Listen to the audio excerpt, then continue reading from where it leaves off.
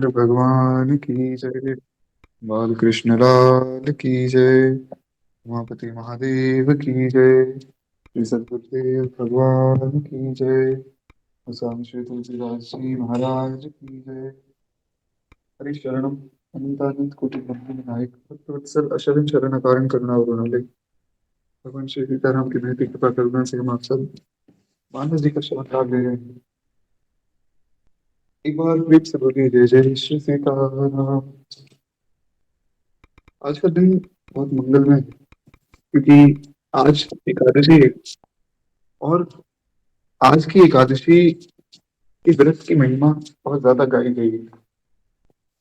बहुत सुंदर कथा भी हमें प्राप्त होती है इस एकादशी की। तो हमारी कथा शुरू करने से पहले हम थोड़ी सी एकादशी की महिमा और आज की एकादशी की कथा का श्रवण अवश्य करें।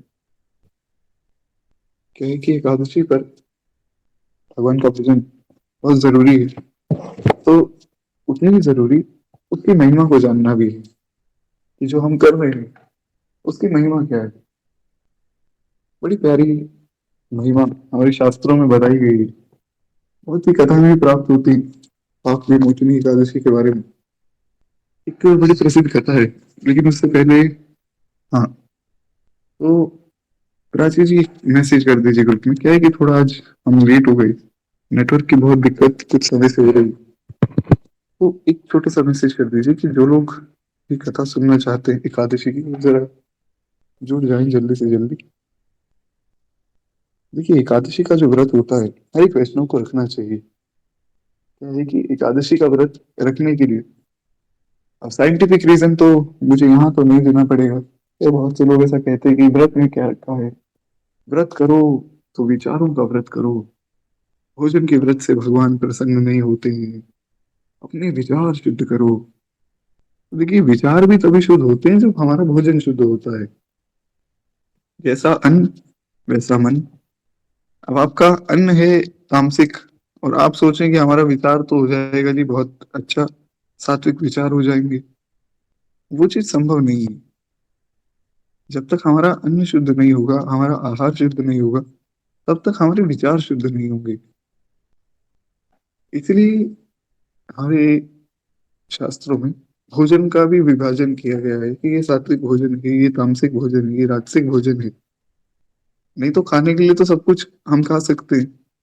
चाइना में तो सब कुछ खाया जा सकता है। तो अभी कुछ समय पहले पता लगा, अभी कितना सच है कितना झूठ है वो तो ठाकुर जी जाने, पर कुछ समय पहले पता लगा कि चाइना में लोग दूसरे व्यक्ति को भी खा सकते हैं। वो लोग ऐसे हो गए हैं। तो खाने को तो कुछ भी खाया जा सकता है, परंतु हमारे जितने भी संत जन है वे प्याज आदि का निषेध करते हैं। प्याज लहसुन और मांस मदिरा आदि का निषेध करते हैं। इसीलिए करते हैं क्योंकि इन चीजों से हमारा मन अशुद्ध होता है। तो इसीलिए व्रत हो तो भोजन का हो। जो हमारे ऋषि मुनि थे उन्होंने भी कभी सोचा होगा कि व्रत हो तो विचारों का हो, फिर उन्होंने भी ये बात सोची होगी कि जैसा अन्न वैसा मन। इसलिए व्रत करना बहुत जरूरी है। और व्रत का अर्थ ये भी नहीं कि केवल आप जो है अन्न को त्यागें और बढ़िया आलू खा रहे हैं, दूध पी रहे हैं, फल खा रहे हैं और कुट्टू के आटे की रोटी जो भी बनता है तो ये सब चीजें खा रहे हैं, और हम कह रहे हैं कि हमने तो जी व्रत किया है। बल्कि व्रत के नाम पर ज्यादा खा रहे हैं, ऐसा नहीं होना चाहिए। व्रत हो तो मर्यादा में हो। हम व्रत कर रहे हैं तो व्रत करने का अर्थ यही है कि हम भोजन को थोड़ा कम करें। ठीक है, आप नहीं रह सकते बिना जल के तो आप जल पी लीजिए, नहीं तो ज्यादा से ज्यादा दूध पी लीजिए। फिर भी आपको आपसे नहीं रहा जाता है तो आप फल खा सकते हैं। पर ऐसा ड्रामा नहीं होना चाहिए कि हम व्रत रख के खा उतना ही रहे हैं, लेकिन बस नाम है कि व्रत रखा है। ऐसा ना हो। व्रत के दिन जितना कम भोजन करें उतना अच्छा है, और जितना ज्यादा भजन करें उतना अच्छा है। आज के दिन भगवान के पास बैठकर भगवान का भजन करना चाहिए। भगवान के नाम का कीर्तन हो, भगवान का भजन हो, तो भगवान प्रसन्न होते हैं। बड़ी प्यारी कथा भी प्राप्त होती है इस पाप मोचनी एकादशी की। एक समय की बात है, प्राचीन काल में चैत्ररथ नाम के एक अति सुंदर वन था। एक बड़ा सुंदर सा जंगल था। और उस जंगल में, अब देखिए ये कथा जो है ये मैं इंस्टाग्राम पर भी अपलोड करूंगा, तो किसी को अगर वहां से पढ़नी हो तो वहां से भी पढ़ सकते हैं। अच्छा, चैत्ररथ नाम का जो वो वन था, इस वन में देवराज इंद्र गंधर्व कन्याओं और अप्सराओं तथा देवताओं के सहित स्वच्छंद विहार किया करते थे।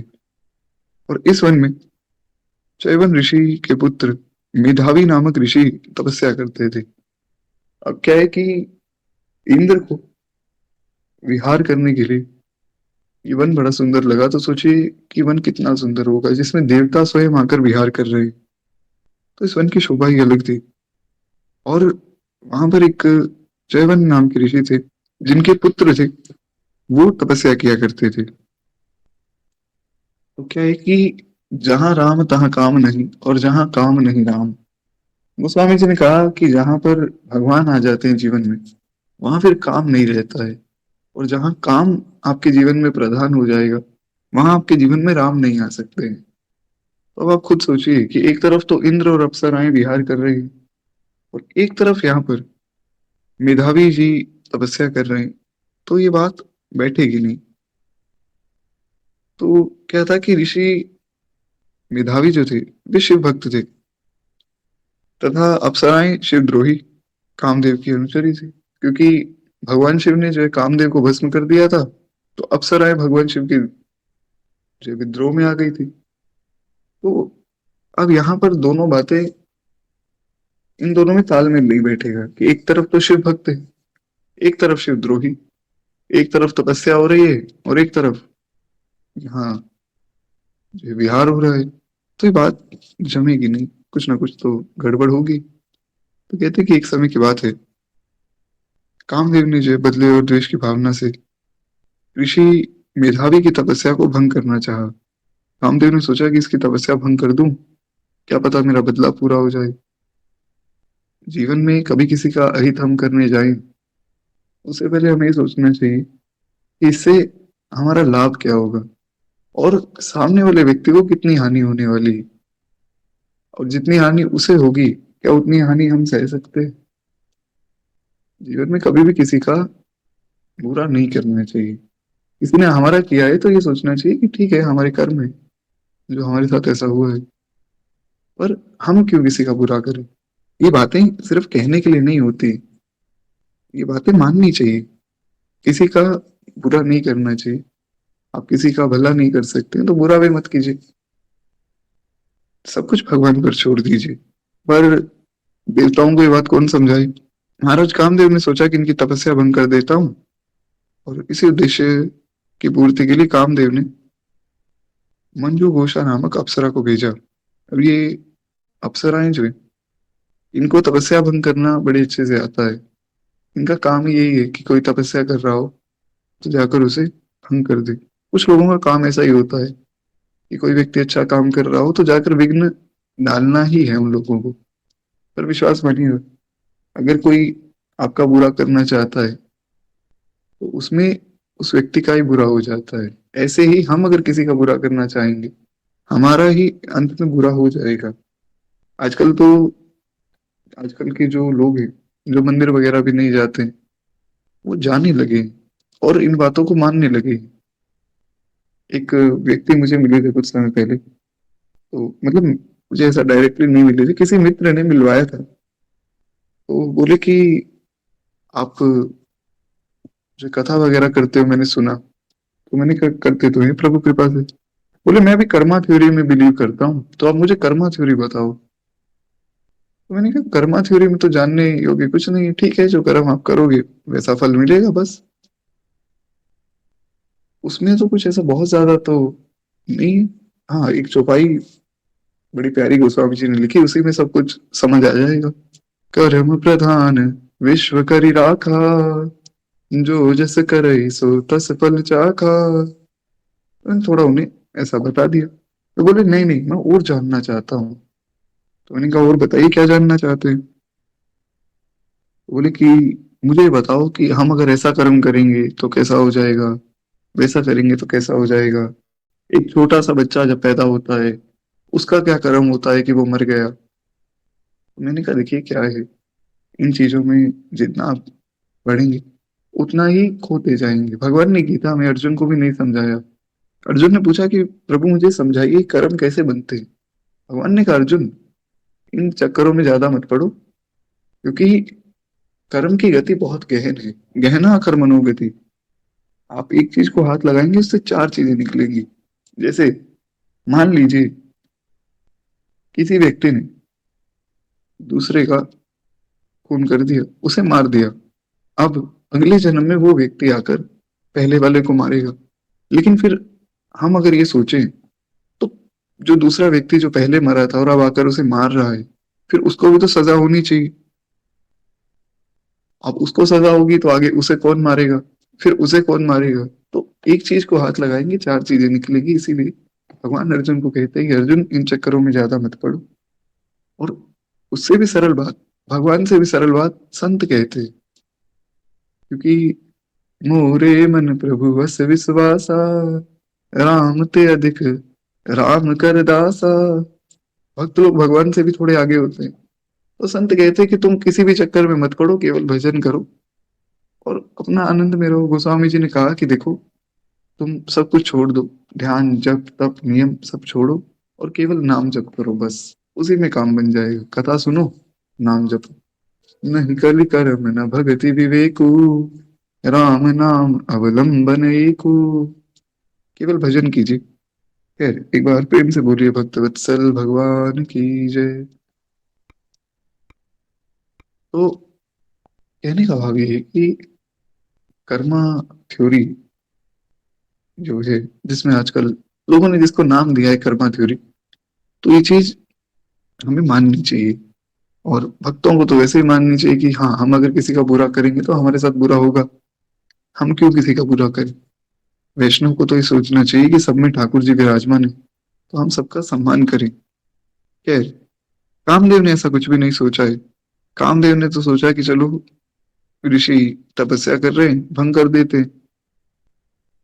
उसने अपने नृत्य गान और हाव भाव से ऋषि का ध्यान भंग कर दिया। अब जो वो मंजू घोषा नाम की अप्सरा आई थी, वो गाने लगी और नाचने लगी और ऋषि का ध्यान भंग कर दिया। माया बड़ी प्रबल है, वो किसी भी रूप में आकर आपको मोहित कर लेती है। इसीलिए माया से बचना बहुत आवश्यक है। माया कहीं से भी किसी भी रूप में आकर हमें प्रभावित कर सकती है। आजकल तो ऐसी हो गई है माया कि महाराज लोग मेकअप करके बड़े सुंदर बन जाते हैं और एक दूसरे को सुंदर मानकर एक दूसरे के प्रति ही आकर्षित होते जा रहे हैं। और जो वास्तव में सुंदर है ठाकुर जी, उनको कोई देख ही नहीं रहा है। तो कलयुग में तो ये बात और भी बढ़ गई है। खैर, कहते कि उस अप्सरा ने ऋषि को मोहित कर दिया। फलस्वरूप क्या हुआ कि ऋषि जो है मंजू घोषा के साथ रमण करने लगे और उन्हें दिनों रात कुछ भी विचार नहीं रहा। दोनों ने कई साल साथ गुजारे और एक दिन जब मंजू घोषा ने जाने की आज्ञा मांगी तो ऋषि ने उसे रोकना चाहा। तब मंजू घोषा ने जो ऋषि को समय का एहसास दिलाया। उन्होंने समय की गणना, तो उन्हें एहसास हुआ कि महाराज लगभग लगभग ज्यादा नहीं तो 59 वर्ष बीत गए, यानी कि 59 वर्ष जो है बीत चुके हैं। तो ऋषि ने सोचा कि मेरे साथ हो क्या गया। देखिए जीवन में जब हमसे कोई गलती हो जाती है तो उसके बाद पछतावा होता है। इसीलिए हर एक कदम थोड़ा ध्यान से रखना चाहिए। अब यहाँ तो तपस्या कर रहे थे तो तपस्या से गिर गए। कोई भक्त होता तो नहीं गिरता। यही है भक्ति की महिमा। जितना भी आप ज्ञान ले लीजिए, आप तप कर लीजिए, ज्ञान ध्यान जप तप आदि, इनका कोई ऐसा खास परिणाम मिलता नहीं। पर जो भक्त होता है उसकी रक्षा भगवान करते हैं। आप अगर तपस्या कर रहे हैं तो ऐसे कोई भी अवसर आपके सामने आई, जो कि अवश्य ही आएगी, और वो आपको आकर आपकी तपस्या से गिरा देगी। लेकिन अगर आप भक्त हैं तो आपकी रक्षा फिर भगवान करते हैं। फिर माया से भी ठाकुर जी बचाते हैं। खैर एक बार प्रेम से बोलिए भक्त वत्सल भगवान की जय। तो कहते हैं कि अब ऋषि को वह अप्सरा काल के समान प्रतीत होने लगी कि इसने मेरे 59 वर्ष व्यर्थ कर दिए। मैं कितनी ही तपस्या कर सकता था। उन्होंने जो अपने को रसातल में पहुंचाने का एकमात्र कारण मंजू घोषा को समझकर क्रोधित होकर उसे पिशाचिनी होने का श्राप दे दिया। अब देखिए सबसे पहले तो तपस्या से गिरे तो आया काम, और काम आया तो जब एहसास हुआ कि ये तो बहुत बड़ी गलती हो गई तो क्रोध भी आ गया। इसीलिए इन चीजों का कोई अर्थ नहीं। लोग कहते हैं कि ध्यान लगाओ, मेडिटेशन करो, मेडिटेशन से आपके अंदर का जो भी डिप्रेशन है वो सब खत्म हो जाएगा। वैसे कोई वीडियो आई थी कल शाम के वक्त, तो मैंने उसमें लिखा कि अगर मान लीजिए किसी को डिप्रेशन हो ही ना, तो वो व्यक्ति क्या करे। लोग ऐसे ही परेशान होते जा रहे हैं, हम बड़े परेशान हैं जी। कोई पूछे किस बात से, बस वैसे ही परेशान है। मेडिटेशन करने की जरूरत है। मेडिटेशन से कुछ होता नहीं है, सब फालतू की बातें। आप कीर्तन करके देखिए और एक तरफ मेडिटेशन करके देखिए, आपको फर्क पता लगेगा। भगवान के नाम के कीर्तन में इतनी क्षमता है, वो कुछ भी कर सकता है। तो तपस्या करने में बहुत बड़ी बाधाएं हैं, काम और क्रोध। और अगर मान लीजिए आपने उन दोनों को जीत लिया तो अभिमान आ जाएगा, जैसा कि नारद जी की कथा में हम सुन ही रहे हैं।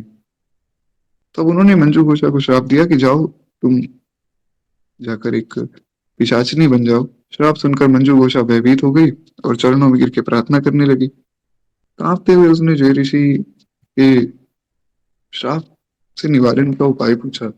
अब क्या है तो ऋषि, तो मन में किसी के प्रति ऐसा द्वेष तो है नहीं, तो उन्होंने माफ कर दिया। थोड़ा सा उनको दया आई, उन्होंने माफ किया। तो उन्होंने कहा कि यदि तुम चैत्र कृष्ण पाप मोचनी एकादशी का विधि पूर्वक व्रत करोगी, यानी कि जो आज के दिन का अगर व्रत करेगा तो वो हर पाप से मुक्त हो जाएगा। तो कहते हैं इसके कारण तुम्हारे पाप और श्राप समाप्त हो जाएंगे और तुम पुनः अपने पूर्व रूप में प्राप्त हो जाओगे। मंजू घोषा को मुक्ति का विधान बताकर अब जो हमारे मेधावी ऋषि थे वे अपने पिता महर्षि च्यवन के आश्रम में चल पड़े। और श्राप की बात सुनकर च्यवन ऋषि ने कहा कि पुत्र, ये तुमने क्या अनर्थ कर दिया। श्राप देकर अपना सारस पुण्य क्षीण कर दिया। देखिए श्राप भी ऐसा नहीं दिया जाता था। हमारी यहाँ पर जो भी चीजें वो सब बहुत ही साइंटिफिक, बहुत ही अच्छे से बनाई है भगवान ने। कि अगर किसी की बलि चढ़ाई जा रही है तो उस पशु को उत्तम गति मिलनी चाहिए। अगर उसे उत्तम गति नहीं मिलती है तो जिसने बलि चढ़ाई है अब वो मरेगा, और किसके हाथ मरेगा, उस पशु के हाथ ही मरेगा। तो किसी का कोई नुकसान नहीं है इसमें। यहाँ पर भी जिसने श्राप दिया, ऐसा नहीं कि वो बच जाएंगे, उनके सारे पुण्य खत्म हो जाते हैं। इसीलिए हर बात पे श्राप नहीं दिया जाता था। आज के युग में अगर किसी के पास ऐसी शक्ति होती कि वो किसी को श्राप दे सके तो बात बात पे लोग श्राप दे देते। हर चीज की मर्यादा होती है। तो अब पिताजी ने कहा मेधावी जी से कि तुमने श्राप दिया तो तुम्हारे पुण्य खत्म हो गए और तुम्हारे अंदर जो पाप थे वो बढ़ गए। तो महर्षि मेधावी डर गए, बोले मैंने तो पिताजी उसे उपाय बता दिया था कि आप पाप मोचनी एकादशी का व्रत कर लेना, आप ठीक हो जाओगी, मैं क्या करूं। उनके पिताजी ने कहा कि देखो, आप भी जो इस एकादशी का व्रत करो तो आपका भी ये श्राप से जो आपके पाप बढ़े ये सब खत्म हो जाएंगे और आपके पुण्य बढ़ जाएंगे। तो इस प्रकार पाप मोचनी एकादशी का व्रत करके मंजू घोषा अपने श्राप से मुक्त हो गई और मेधावी जी अपने पाप से मुक्त हो गए। तो इसीलिए पाप मोचनी एकादशी का व्रत हमें अवश्य करना चाहिए। जितने भी पाप, जितने भी श्राप, इन जितना भी कुछ ग्रह दशा आदि किसी पर है तो वो इस एकादशी का व्रत करने से स्वतः ही खत्म हो जाती है। फिर एक बार प्रेम से बोलिए भक्तवत्सल भगवान की जय। तो अब हम हमारी कथा में प्रवेश करें। हम कल की कथा में सुन रहे थे कि किस प्रकार हमारे नारद जी बताते हैं कि प्रभु मुझे बस आपका रूप दे दीजिए, क्यों? क्योंकि नारद जी को विवाह करना है। अब जो लोग आज पहले दिन जुड़े हैं, थोड़ा सा मैं आपको बता दूं। हुआ क्या कि नारद जी ने काम और क्रोध दोनों को जीता। जीत कर नारद जी में थोड़ा सा अभिमान आ गया। अब हम ऐसा ना सोचे कि नारद जी में कोई अभिमान है। नारद जी तो भक्त है। भक्तों में कोई अवगुण नहीं होता है। केवल और केवल भगवान की लीला है जो भगवान भक्तों के साथ करते हैं, ताकि हम सब साधारण जीवों को ज्ञान मिल सके। जैसे आप भागवत जी उठाकर पढ़िए, श्रीमद् भागवत महापुराण। तो श्रीमद् भागवत महापुराण में जो रासलीला का प्रसंग है, भगवान की रासलीला का जो प्रसंग है, उसके बारे में महाराज परीक्षित ने 3 बार पूछा है सुखदेव गोस्वामी जी से। पहली बार पूछा, दूसरी बार फिर से पूछा, और तीसरी बार बोले मुझे अभी भी समझ नहीं आया, फिर से समझाओ। ऐसा नहीं कि परीक्षित जी को समझ नहीं आ रहा है, वो तो समझ गए। पर उन्होंने तीसरी बार इसलिए पूछा है कि कहीं कलयुग के लोग इतने मूर्ख हैं कि भगवान पर उंगली उठा देते हैं, तो क्या पता ये रासलीला के प्रसंग को समझ ही ना पाए। तो वही बात खैर आज के युग में हो रही है। तो इसीलिए महाराज जो भक्त होते हैं उनके साथ भगवान ऐसी लीलाएं करते हैं ताकि हमें शिक्षा मिल सके। तो नारद जी को थोड़ा अभिमान आया। भगवान ने सोचा कि इनका अभिमान तोड़ा जाए। तो भगवान ने माया को प्रेरित किया, और माया ने एक ऐसी सुंदर नगरी को रचा जो कि वैकुंठ से भी ज्यादा सुंदर है। इतनी सुंदर वो नगरी है। और उसमें जो राजा है वो बहुत ही प्रतापी है, बहुत ही प्रभावशाली है। राजा की एक बड़ी सुंदर बेटी है जिसका नाम है विश्व मोहिनी। अब जो शील निधि यानी कि जो राजा है, उनकी बेटी इतनी सुंदर है, इतनी सुंदर है कि नारद जी उसको देखकर मोहित हो गए। तो नारद जी को शील निधि जी ने कहा कि आप तो संत हैं, कृपा करके मेरी बेटी का हाथ देखकर बताइए कि इसके जीवन में विवाह का क्या योग्य है, और इसका जो वर होगा वो कैसा होगा। महाराज बड़ी सुंदर बात हमारे नारद जी बताते हैं। नारद जी उसका हाथ पकड़कर पहले तो देखते ही रह गए। और जब नारद जी थोड़ी देर तक देखते रहे तो शील निधि जी को लगा कि शायद विचार कर रहे होंगे। पर नारद जी तो महाराज मोहित हुए पड़े थे। तो नारद जी को उन्होंने कहा कि नारद जी कृपया करके इसके दोष और गुण कहिए। फिर नारद जी ने बताया, बड़ी सुंदर वर्णन करके नारद जी बताते हैं कि जो ही बर अमर सो होई, समर भूमि ते जीत न कोई, सेवहि सकल चराचर ताहि, बरई सील निधि कन्या जाहि। नारद जी कहते हैं कि आपकी बेटी में दोष तो कोई है ही नहीं। अरे महाराज, जो इससे ब्याह करेगा वो व्यक्ति अमर हो जाएगा। रणभूमि में उसे कोई नहीं जीत पाएगा। और जिससे इसकी शादी होगी, चर अचर के सभी जीव उसकी सेवा करेंगे। अब नारद जी ने ऐसी बात कही, तो ऐसे गुण तो केवल भगवान के अंदर है कि संसार के सभी जीव जिनकी सेवा कर रहे हो, जो अमर भी हों, जिनसे कोई जीत भी ना सके। तो नारद जी को ये बात समझनी चाहिए थी कि ऐसे तो केवल भगवान है, पर अभिमान व्यक्ति को अंधा कर देता है। नारद जी को लगा कि क्यों ना मैं इनसे विवाह कर लूं, ये दिखने में भी बड़ी सुंदर है और मैं अमर भी हो जाऊंगा। अब नारद जी को ये नहीं पता कि मैं तो परम भागवत हूँ, मैं तो वैसे ही अमर हूँ। लेकिन अभिमान ने उन्हें अंधा कर दिया है। और एक बार मैं पुनः कहूं कि नारद जी में कोई अभिमान नहीं है, ये केवल एक लीला है। तो खैर नारद जी हाथ देखकर फटाफट बाहर आए। अब नारद जी ने सोचा कि काश इनके साथ मेरा विवाह हो जाए, पर हो कैसे। अभी बाबा जी वाला वेश लेकर जाऊंगा तब तो कोई मुझे पूछेगा भी नहीं। देखिए, साधु के वेश की कितनी मर्यादा होती है। लोग कहते हैं कि तिलक क्यों लगाएं, हमारा भाव तो भगवान के प्रति है, हम तो मन से पूजा करते हैं जी। तिलक, कंठी, इन चीजों की हमें कोई आवश्यकता नहीं। अगर आवश्यकता ना होती तो संत लगाते ही क्यों। मान लीजिए नारद जी ने आज ये संत वेश धारण ना किया होता, नारद जी भी बढ़िया जो है कोट पैंट तो खैर चलते ही नहीं थे, जो भी कपड़े देवताओं के होते, जैसे देवता पहनते, जैसे कामदेव पहनते, वो कपड़े नारद जी ने पहने होते, तो दिखने में तो नारद जी सुंदर है ही। कोई भक्त दिखने में वैसे ही सुंदर होता है, क्योंकि भक्तों का भागवतिक तेज होता है। तो भक्त तो वैसे ही दिखने में सुंदर है। नारद जी जैसा भक्त तो महाराज परम सुंदर। और अगर ऊपर से कामदेव के जैसे कपड़े पहन ले, फिर तो कहना ही क्या। तो तत्क्षण विवाह हो जाता। और विवाह हो जाता तो नारद जी फिर माया के चक्कर में पड़ जाते, क्योंकि वो विश्व मोहिनी माया ही थी साक्षात। तो इसीलिए संत का वेश होना बहुत जरूरी है। हम भगवान के अगर भक्त बनना चाहते हैं तो भक्तों जैसा वेश धारण करना चाहिए। कंठी धारण करें, हम तिलक धारण करें। क्यों? क्योंकि इससे हमारा दासत्व दिखता है। हम किसी को दिखाने के लिए नहीं धारण कर रहे हैं, हम केवल अपने लिए धारण करें कि हम ठाकुर जी के, ठाकुर जी हमारे। इस भाव से हम धारण कर सकते हैं। तो खैर, नारद जी बाहर आए। नारद जी ने सोचा कि अब मैं करूं क्या, मेरा रूप कैसे सुंदर होगा। फिर नारद जी के मन में विचार आया कि सबसे सुंदर तो भगवान है। अगर भगवान का रूप मुझे मिल जाए फिर तो आनंद हो जाएगा। भगवान से उनका रूप मांग लेता हूँ और मुझे मना भी नहीं करेंगे, क्योंकि मैं तो उनका बहुत प्रिय हूँ। तो नारद जी ने सोचा कि अब वैकुंठ जाता हूँ। इतने में भगवान प्रकट हो गए। बहुविधि विनय की नित ही काला, प्रगटे प्रभु को तुकी कृपाला। इतने में ठाकुर जी वहां प्रकट हुए। और नारद जी को अति आर्त देखकर, अति दुखी देखकर भगवान ने पूछा कि नारद जी बड़े परेशान लग रहे हो, क्या बात हो गई।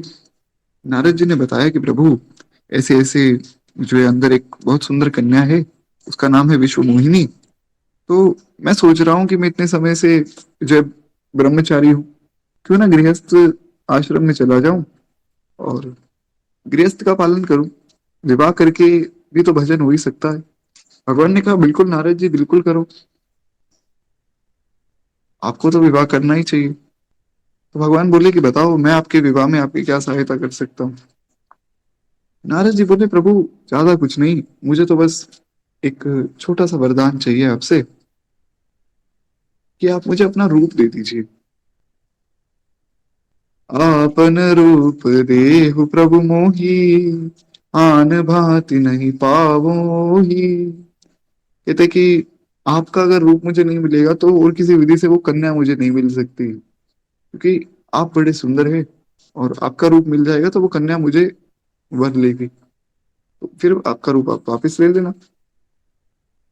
बस अपना हरि रूप आप मुझे दे दीजिए। अब हरि के दो अर्थ हैं, एक है वानर और एक है ठाकुर जी का रूप। तो भगवान ने अपना वानर वाला रूप दे दिया। और दूसरी बात ये भी है कि सब रूप भगवान के ही है, तो भगवान ने वानर का रूप दिया, इसमें कोई ऐसा गलत नहीं है, क्योंकि वास्तव में सब रूप ठाकुर जी के ही हैं। और नारद जी ने एक बड़ी सुंदर बात कही, जिसने नारद जी को बचा लिया। वो बचाया कैसे वो तो हम आगे जानेंगे, पर बात बड़ी सुंदर है कि जेहि बेधिनाथ होई हित मोरा, करहु सो बेगिरास मैं तोरा। नारद जी कहते हैं कि प्रभु, जिस विधि से मेरा हित हो आप वो कर दीजिए। मैं तो कुछ नहीं जानता हूँ कि मेरा हित किस में है, अहित किस में है। आपको जो मेरे लिए अच्छा लगे आप वो कर दीजिए। एक भक्त को ऐसा ही रहना चाहिए कि जैसा ठाकुर जी करें हम उसमें प्रसन्न रहें। यही है वास्तव में शरणागति, कि तुम ही मेरी नैया, किनारा तुम ही हो। तुम ही मेरी नैया, किनारा तुम ही हो। मेरी जिंदगी का सहारा तुम ही हो। बड़ा प्यारा भाव है। भक्त गाते हैं कि प्रभु, हमारा तो जो कुछ है केवल आपसे ही है, आप में ही है और आप ही है।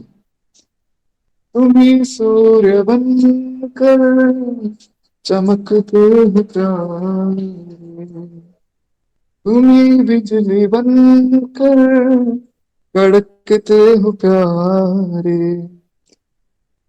तुम ही चांद तारे, सितारा तुम ही हो। तुम ही चांद तारे हो, सितारा तुम ही हो। मेरी जिंदगी का सहारा तुम ही हो। बड़ा प्यारा भाव है कि प्रभु जो भी कुछ है, सूर्य भी आप हैं, चंद्रमा भी आप हैं, बिजली भी आप हैं, तारे भी आप में हैं। हर रूप में भगवान का दर्शन करें। ये है भक्त का भाव।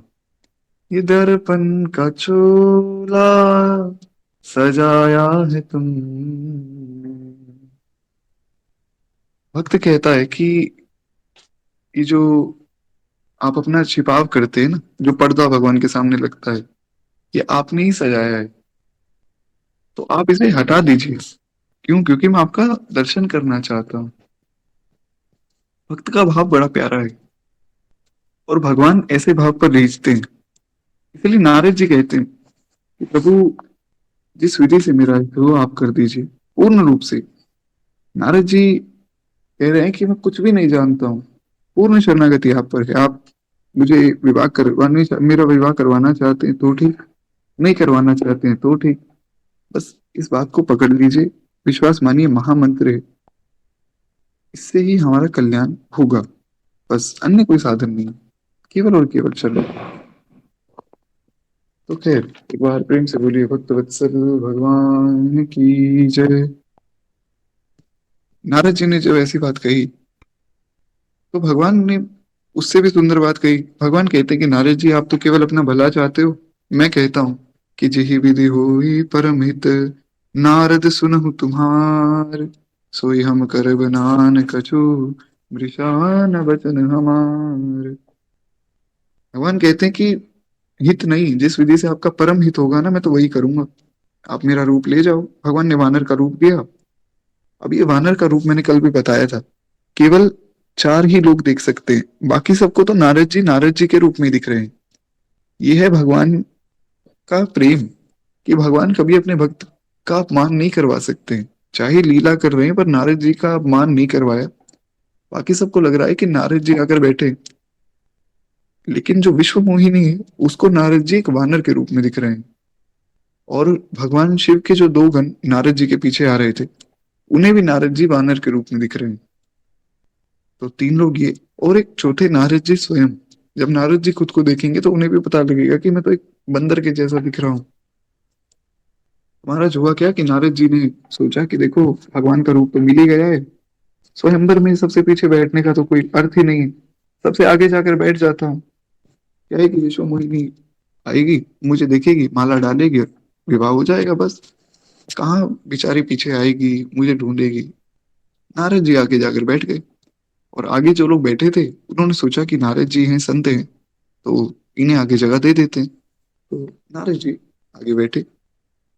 अब महाराज हुआ क्या कि राजा लोग तो खूब सज धज कर वहां पर आए थे, अपने अपने आसन पर बैठे थे। नारद जी मनी मन प्रसन्न हो रहे थे। क्यों? मुनि मन हर्ष रूप अति मोरे, मोहित जी आनहि बिरहि न मोरे। कहते कि मुझे छोड़कर वो किसके पास जाएगी? अरे, मेरे पास इतना सुंदर रूप है, हरि का रूप है। मुनिहित कारण कृपा निधाना, दीन कुरूप न जाई बखाना, सो चरित्र लखि काहु न पावा, नारद जानी सिवहि प्रिय नावा। कहते कि महाराज, भगवान ने उन्हें इतना बुरा रूप दिया कि उसका वर्णन भी नहीं कर सकते हैं। तो अब कोई भक्त सोचे कि ये तो भगवान ने बड़ा गलत किया। पर गोस्वामी जी ने उससे पहले एक बात और कही। गोस्वामी जी कहते हैं, मुनिहित कारण कृपा निधाना। नारद जी के हित के लिए भगवान ने उन्हें रूप दिया है, उसमें नारद जी का कोई बुरा नहीं है। तो बात को समझना चाहिए कि जीवन में जो भी हमारे साथ कुछ बुरा हो रहा है, वो हमारे हित के लिए हो रहा है। क्योंकि हम नहीं जानते हमारा हित क्या है, पर भगवान जानते हैं। जैसे एक छोटा बच्चा, उसे नहीं पता है कि मेरे लिए अच्छा क्या है, बुरा क्या है, लेकिन माँ जानती है। तो वो तो उठाकर मिट्टी भी खाने लग जाता है। पर माँ जब डांटती है तो रोने भी लग जाता है कि देखो, मुझे मिट्टी नहीं खाने दे रहे। पर माँ को पता है कि ये चीज खाने योग्य नहीं है। अब वो ज्यादा रोता है तो माँ उसे हाथ में एक लड्डू देती, लड्डू खाने योग्य है। उसी प्रकार भगवान भी जो भी करते हैं, हमारे अच्छे के लिए ही करते हैं। सोचिए, जो नास्तिकों को पाल रहे हैं, जो अभक्तों को पाल रहे हैं, जो अपने वैरियों को पाल रहे हैं, वो भगवान की कथा सुनने वालों को क्यों नहीं पालेंगे? भक्त तो भगवान को बहुत ज्यादा प्रिय होते हैं। आप सब तो भक्त हैं। तो खैर एक बार प्रेम से बोलिए भक्त वत्सल भगवान की जय। नारद जी के हित के लिए भगवान ने एक बड़ा कुरूप दी थी। कहते हैं ये चरित्र कोई भी नहीं जान सकता है। सबने इनको नारद जी जानकर ही प्रणाम किया, जैसा कि मैं आपको बता चुका हूँ। वहां दो शिवगण भी थे और वे सब भेद जानते थे, जो कि कल हमने चर्चा की थी कि शिव जी ने अपने दो गण नारद जी के पीछे छोड़े थे कि कहीं इनसे कोई गलती बने, बात ज्यादा बढ़ जाए तो आप मुझे बता देना, तो फिर जाकर मैं बात को संभाल लूंगा। तो कहते हैं वे सब बात जानते थे और वे ब्राह्मण बन के नारद जी के पीछे बैठ गए थे तो शिवगण तो बड़े मौजी थे।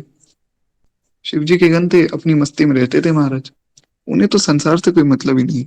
भोले बाबा के भक्तों को खूब आनंद होता है, वे अपनी मस्ती में रहते हैं। जे ही समाज बैठे मुनि जाई, हृदय रूप अहमति अधिकाई। कहते हैं कि नारद जी अपने हृदय में रूप का बड़ा अभिमान लेकर जिस समाज में जाकर बैठे थे, ये शिव जी के दोनों गण उनके पीछे बैठे थे, जो कि हम चर्चा कर चुके हैं। तो कहते हैं कि ब्राह्मण के वेश में होने के कारण उनकी चालाकी को कोई जान नहीं सका, किसी को पता नहीं लगा कि ये दोनों शिवगण हैं। तो कहते हैं वे नारद जी को सुना सुनाकर व्यंग करते हैं। अब नारद जी के पीछे बैठे हैं और नारद जी की बात कर रहे हैं, और नारद जी थोड़ा सा ध्यान लगाकर पीछे होकर सुन रहे हैं कि ये लोग बात क्या कर रहे हैं। तो कहते हैं कि भगवान ने इनको कितनी सुंदरता दी है, देखो कितने सुंदर हैं। अरे ये राजकुमार तो आज विवाह करके ही जाएंगे। हमें तो ऐसा लगता है कि शायद विश्व मोहिनी इनके गले में माला डालेगी और इनका ही विवाह हो जाएगा। और नारद जी आगे बैठकर खुश हो रहे हैं, क्योंकि उन्हें अभी तक ये नहीं पता है कि भगवान ने मुझे एक बंदर का रूप दिया है। उन्हें तो लग रहा है कि शायद भगवान का रूप मिल गया। तो नारद जी आगे बैठकर बहुत ज्यादा खुश हो रहे हैं कि वाह ठाकुर जी, बड़ी प्यारी लीला है, आज तो मेरा ही विवाह होगा। तो कहते हैं कि ये दूल्हा तो बड़ा सुंदर है, ऐसा लगता है कि आज बस और किसी का नंबर आने ही नहीं वाला है, इन्हीं का विवाह होगा। नारद जी को मोह हो रहा था, क्योंकि उनका मन दूसरे के हाथ में था, यानी कि माया के वश में था। तो नारद जी को मोह हो रहा था। ऐसे ही संसार में कोई हमारी प्रशंसा करे तो बहुत ज्यादा खुश होने की बात नहीं।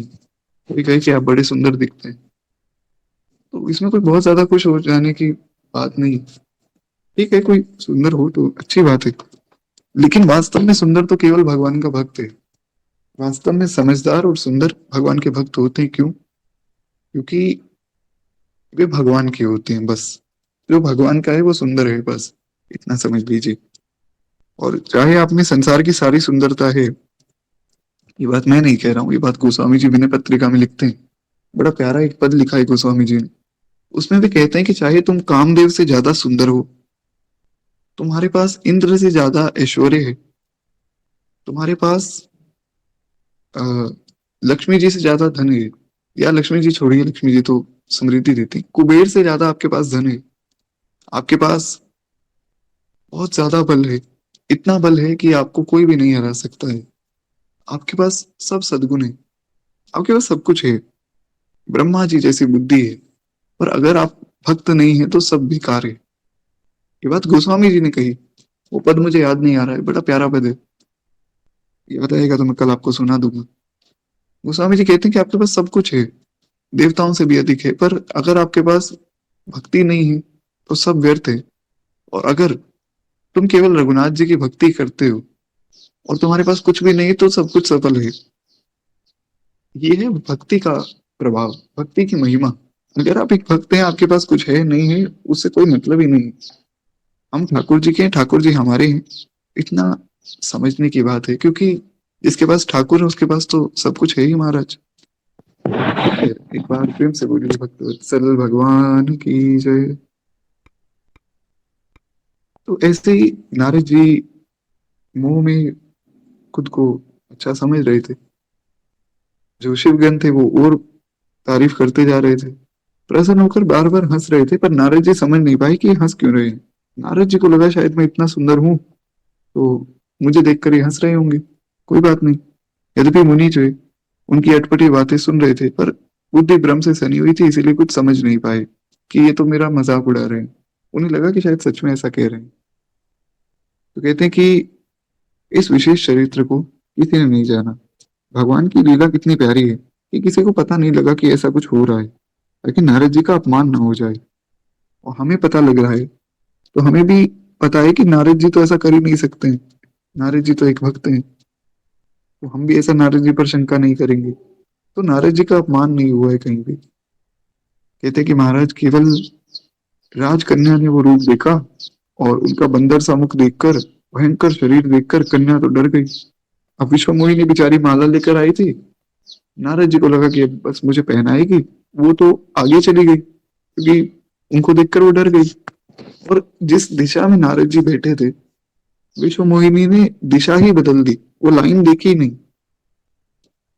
जैसे मान लीजिए नारद जी राइट साइड पर बैठे हैं, तो जैसे ही उन्होंने नारद जी को देखा, वो लेफ्ट साइड में चली गई और लेफ्ट साइड में राजाओं को देख रही हैं कि किसका वरण मुझे करना चाहिए। तो राजकुमारी जो है सखियों के साथ इस तरह चली कि मानो राजहंसी नहीं चल रही हो।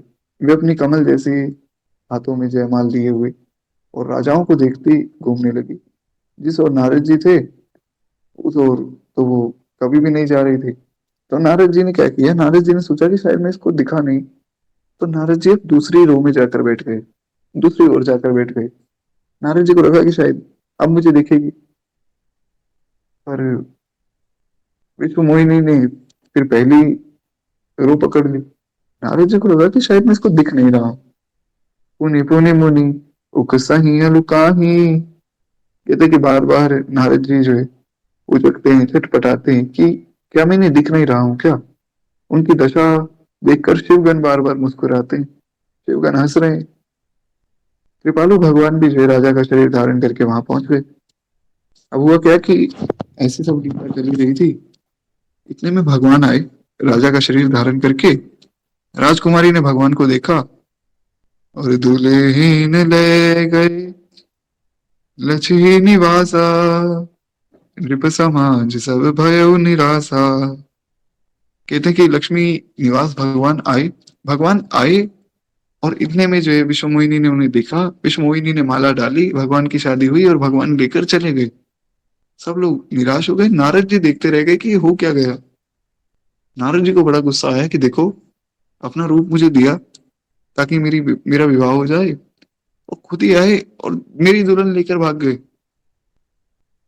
विश्व मोहिनी रुकी ही नहीं, जैसे ही भगवान प्रकट हुए तत्क्षण उसने भगवान के गले में माला डाल दी, क्योंकि भगवान से सुंदर तो खैर कौन ही होगा। भगवान लेकर चले गए महाराज। सब राजा निराश हो गए, नारद जी परेशान हो गए कि ये तो बहुत गलत बात हुई, मेरे भगवान ने मेरे साथ ऐसा कर दिया। आज तो नारद जी का दिल टूट गया, भगवान ने ऐसा कर दिया। अरे केवल एक भगवान से ही तो उम्मीद थी। कई बार हमारे जीवन में भी ऐसी परिस्थिति आती है, हमें लगता है कि देखो भगवान मेरा बुरा चाहते हैं, पर वास्तव में भगवान कभी भी किसी का बुरा नहीं चाहते। और भक्तों से तो भगवान का विशेष प्रेम है, तो हमें समझना चाहिए कि इसमें कुछ ना कुछ हमारा भला ही हो रहा है। तो कहते हैं मोह के कारण मुनि की बुद्धि नष्ट हो गई थी, तो इससे वे जो है राजकुमारी को गई देखकर बहुत विकल हो गए। बड़ा गुस्सा आया, मानो गांठ से छूटकर मणि गिर गया हो। जैसे मान लीजिए आपके पास कोई बहुत अनमोल रत्न है और आपने उसे हाथ में पकड़ रखा है और आपके हाथ से वो मणि गिर जाए, कितना दुख होगा। नारद जी वैसे दुखी हो रहे हैं। तब जय शिव गणों ने मुस्कुराकर कहा कि अरे नारद जी, आप परेशान क्यों हो रहे हैं। बोले कि देखो, मैं इतना सुंदर रूप लेकर आया और विश्व मोहिनी ने मुझे देखा भी नहीं। बोले कि आप जाकर पहले अपना रूप तो देख लीजिए दर्पण में कि आप कैसे दिख रहे हैं। नारद जी बोले अच्छा, देख लेता हूँ। तुम बड़े समय से जो मेरी तारीफ कर रहे थे, तो कहीं तुम व्यंग तो नहीं कर रहे थे। अब नारद जी को समझ आ रहा है कि कहीं मेरा मजाक तो नहीं उड़ा रहे थे। नारद जी गए, रूप देखा, तो अपना रूप देखकर ही भयभीत हो गए महाराज। खुद ही डर गए कि ये तो बड़ा भयानक रूप दे दिया भगवान ने। और बहुत गुस्सा आया कि भगवान ने मेरे साथ अच्छा नहीं किया है। सबसे पहले तो उन्होंने शिव गणों को कठोर श्राप दिया। ओ निशाचर जाई तुम कपटी पापी दो, हसहु हमी सो लेहु फल, बहुरी हंसे मुनि को। कहते कि तुम दोनों जाओ और जाकर कपटी और पापी राक्षस हो जाओ, मैं तुम्हें श्राप देता हूँ। और तुमने हमारी हंसी की है तो उसका फल भी चखो। अब फिर किसी मुनि पर हंसना मत, क्योंकि अब तुम राक्षस बन गए तो समाज तुम पर हंसेगा। मुनि ने जो है फिर जल में देखा तो उन्हें अपना असली रूप प्राप्त हो गया। लेकिन नारद जी के मन में संतोष नहीं हुआ। नारद जी ने सोचा कि भगवान से बदला तो मैं लूंगा इस बात का। अब देखिए, मोह जब बहुत ज्यादा बढ़ जाता है तो व्यक्ति भगवान के भी विरुद्ध हो जाता है। नारद जी भगवान से बदला लेने जा रहे हैं। यहाँ पर शिक्षा दे रहे हैं नारद जी की इस मोह से बचो। मोह सकल व्याधिन कर मूला। उत्तरकांड में काकभूषुंडी जी कहते हैं कि मोह सब व्याधियों का मूल है। अगर जीवन में हमारे मोह नहीं होता है ना, तो फिर ना तो काम आएगा, ना क्रोध आएगा, ना अभिमान आएगा। सब चीजों की जड़ है ये मोह। इस मोह से बचना है। इसीलिए भगवान ने गीता में कहा, मन मना भव मद भक्तो। अर्जुन, जितना भी तुम्हारा मोह है सब मुझ में लगाओ, मन मुझ में लगाओ। मानस जी में भगवान कह रहे हैं, सबके ममता ताग बटोरी, मम पद मन ही बांध परी डोरी। ये विभीषण, सबसे मोह हटा लो संसार से और केवल मुझ में अपना मन लगा लो। भगवान ने यही शिक्षा दी है कि केवल मेरे हो जाओ बस। पर नारद जी तो महाराज, नारद जी नारद जी ने सोचा कि अब तो मैं बदला लूंगा। तुरंत ही वे वैकुंठ जाने लगे। मन में सोचते जा रहे हैं कि जाकर या तो मैं भगवान को श्राप दे दूंगा या अपने प्राण दे दूंगा। तो अब और जीना नहीं है मुझे। देहु श्राप की मरिहु जाई, जगत मोरि उपहास कराई। क्योंकि नारद जी को अब ये नहीं पता है कि ये मेरे जो वानर का रूप था, जो बंदर का रूप था, ये केवल मुझे दिख रहा था, ये सबको दिख रहा था। नारद जी को लगा कि शायद भगवान ने मेरी सारे संसार में बेइज्जती करवा दी। तो बोले कि या तो मैं भगवान को श्राप दे दूंगा और या फिर मैं खुद वहां जाकर मर जाऊंगा, सुसाइड कर लूंगा, बस अब मुझे जीना नहीं। अब महाराज ठाकुर जी बड़े कौतुकी हैं। नारद जी इतने गुस्से में चल के आ रहे थे, इतने में भगवान उनके सामने प्रकट ही हो गए। तो प्रकट भी ऐसे नहीं हुए, एक तरफ लक्ष्मी जी हैं, एक तरफ विश्व मोहिनी।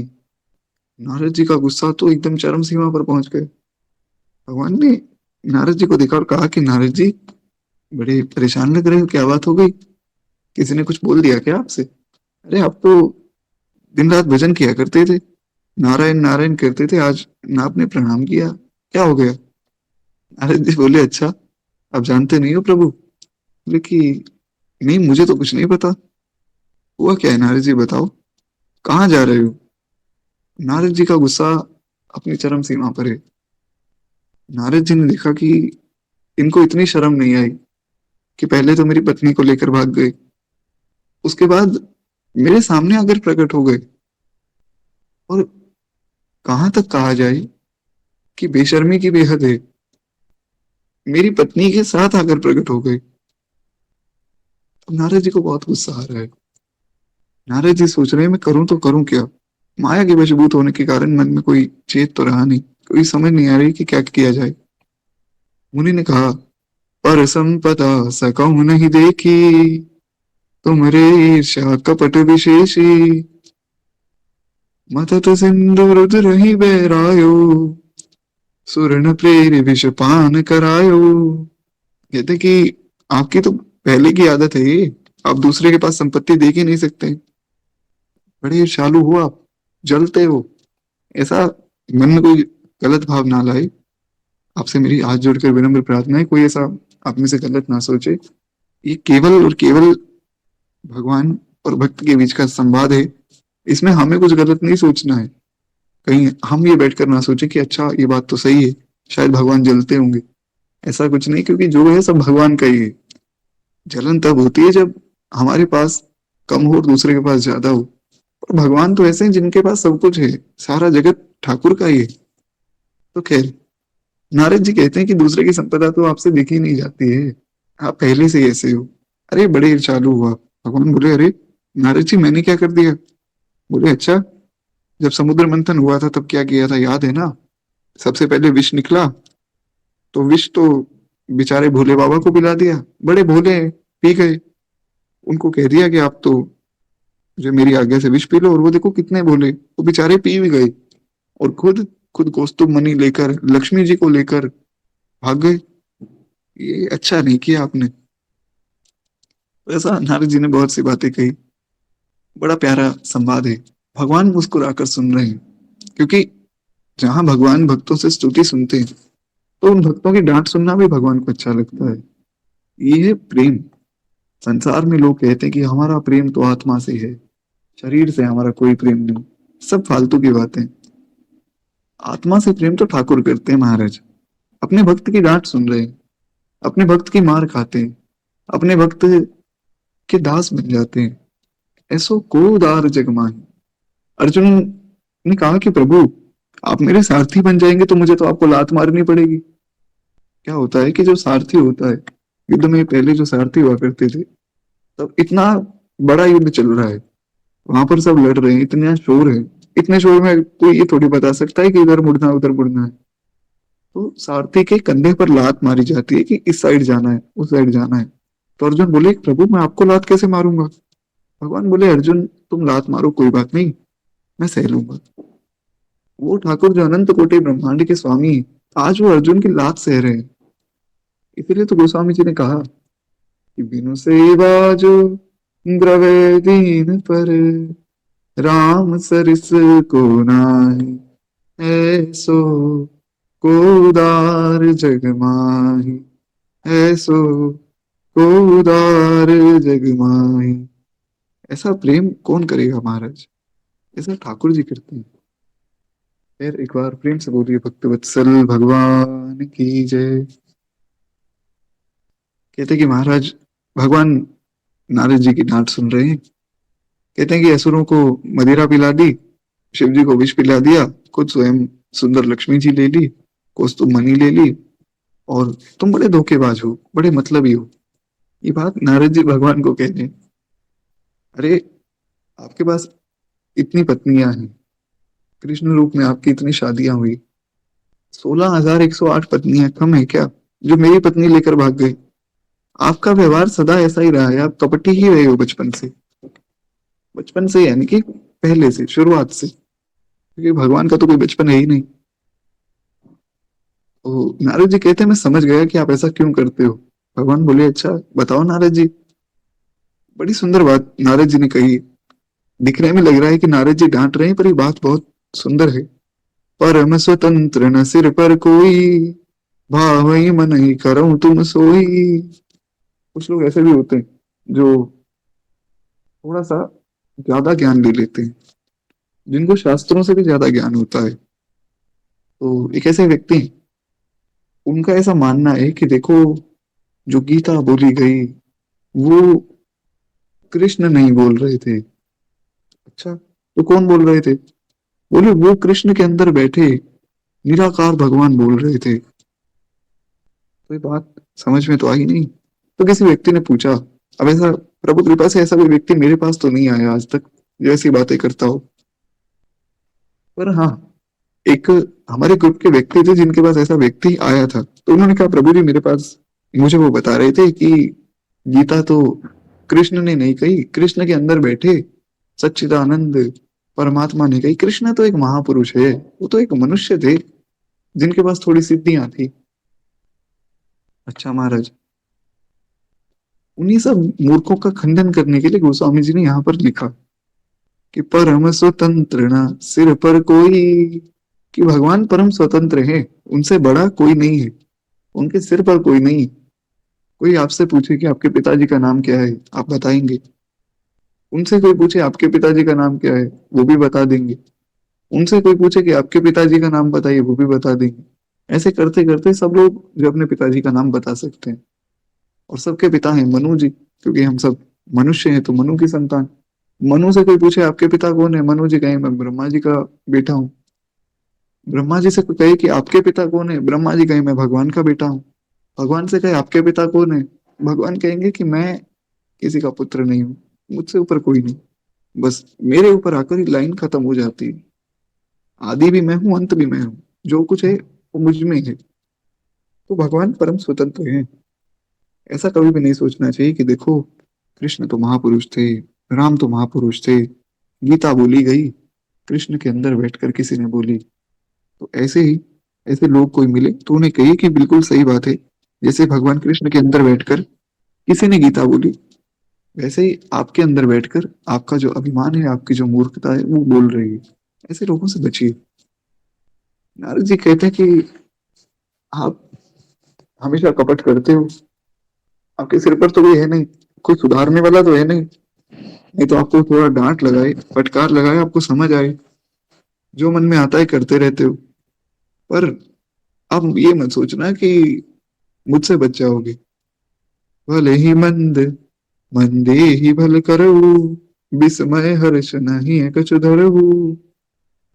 कहते हैं कि भले को बुरा और बुरे को भला कर देते हो, हृदय में हर्ष विषाद कुछ भी नहीं लाते। जो किसी के साथ अच्छा हो रहा है तो उसके साथ आप बुरा कर देते हो, और जो किसी के साथ बुरा हो रहा होता है उसको आप अच्छा कर देते हो। आपको शर्म भी नहीं आती। नारद जी ने बहुत डांटा है भगवान को। हमारे जीवन में भी ऐसा अक्सर होता है, आप कभी ध्यान से देखिए। मेरे साथ तो होता है, आप सबका पता नहीं। कई बार क्या होता है कि जो चीज लगता है कि अरे ये तो चीज हो ही जाएगी, ये तो काम हो ही जाएगा, उस काम में बुरा हो जाता है। और जिसमें कोई उम्मीद नहीं होती वो काम अच्छा हो जाता है। और उसका ये अर्थ नहीं कि वो काम जो बुरा हुआ है वो मेरे साथ बुरा ही हुआ है, नहीं।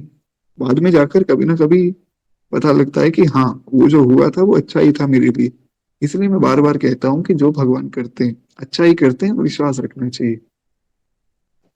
हम अगर ये सोचे कि हमारे साथ आज बुरा हो गया तो भगवान हमारा बुरा कर रहे हैं, ऐसा नहीं। आज नहीं तो कल हमें पता लगेगा कि वो हमारा अच्छा ही था।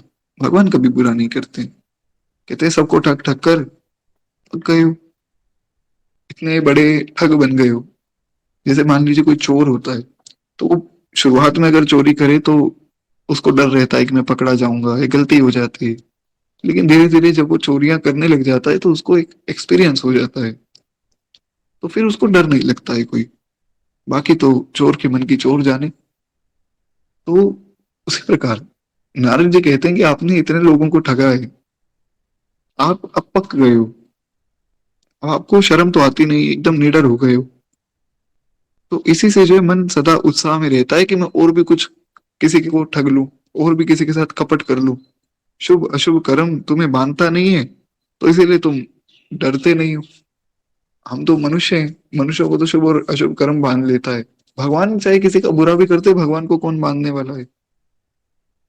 वैसे तो भगवान किसी का बुरा करते नहीं। पर अगर मान लीजिए भगवान ने किसी का बुरा कर दिया, भगवान को कौन पकड़ सकता है। भगवान को कोई डांट नहीं सकता है, भगवान के खिलाफ कोई कुछ बोल नहीं सकता है। भगवान तो कुछ भी कर सकते हैं, ठाकुर जी तो ठाकुर जी है, महाराज। तो नारद जी ने कहा कि तुम पक चुके हो, थक कर लोगों के साथ कपट करके भोले भाले लोगों के साथ बुरा करते हो, क्योंकि कर्म तो तुम्हें मान नहीं सकता है। अब देखिए नारद जी यहाँ पर डांट रहे हैं, पर मजाक मजाक में सारी बात भगवान के गुणों की आ रही है। भक्त तो भगवान को डांटने में भी भगवान की प्रशंसा करते हैं, ये है भक्त। और संसारी लोग भगवान के मंदिर में बैठकर भी संसार का चिंतन कर रहे होते हैं। तो यही भेद है महाराज। गोस्वामी जी की वाणी इतनी गूढ़ है कि इसको जितना समझा जाए उतना कम है। अब यहाँ पर नारद जी ने कितनी सुंदर बात कही कि भगवान को शुभ अशुभ कोई भी कर्म नहीं बांध सकता है। भगवान परम स्वतंत्र है, भगवान कुछ भी कर सकते हैं। ये भगवान के गुण है सब। तो कहते हैं कि अब तक जो है तुमको किसी ने ठीक नहीं किया था ना, कोई बात नहीं। अब तुम्हारा पाला मुझसे पड़ा है, अब तुम बचोगे नहीं। मेरे ऐसे जबरदस्त आदमी से पाला पड़ता है ना, तब कोई बच नहीं पाता है। ये मैं नहीं कह रहा हूँ, यहाँ लिखा हुआ है, नारद जी कह रहे हैं। भले भवन अब बायन दीना, पावे हो गुर फल आपन कीना। ये कहते हैं कि अब की तुमने जो है अच्छे घर पहन दिया है, यानी कि मेरे जैसे जबरदस्त आदमी से छेड़खानी की है, अतः अपने किए का फल तुम अवश्य ही पाओगे, तुम बचोगे नहीं। जिस शरीर को धारण करके तुमने मुझे ठगा है, जाओ श्राप देता हूं। उसी शरीर को धारण करके तुम्हें संसार में जन्म लेना होगा। और जैसे तुम मेरी पत्नी को लेकर भागे हो, वैसे ही कोई तुम्हारी पत्नी को लेकर भागेगा। जैसे आज मैं तड़प रहा हूं, उसी विरह में तुम तड़पोगे। और जो रूप तुमने दिया था ना बंदर का मुझे, मेरा मजाक उड़ाने के लिए, मैं श्राप देता हूँ कि वो बंदर ही तुम्हारी सहायता करेंगे तुम्हें अपनी पत्नी से मिलवाने के लिए। तो ऐसा श्राप नारद जी ने दिया। महाराज भगवान ने कुछ ऐसी बात कही जिसको देखकर नारद जी हैरान हो गए। अब वो बात क्या थी वो हम सबकी कथा में जानेंगे। आज वाणी को ही विश्राम देते हुए केवल 2 मिनट प्रेम से हम लोग मानस जी की आरती करें। और उससे पहले मैं ये भी बता दूं कि एकादशी की जो कथा है वो मैं इंस्टाग्राम पे भी अपलोड करूंगा, तो जो लोग थोड़ा लेट हो गए आज तो आप वहां पर उसे पढ़ सकते हैं। एक बार फिर से बोलिए भक्त वत्सल भगवान की जय। जय जय श्री सीताराम। आरती श्री राम।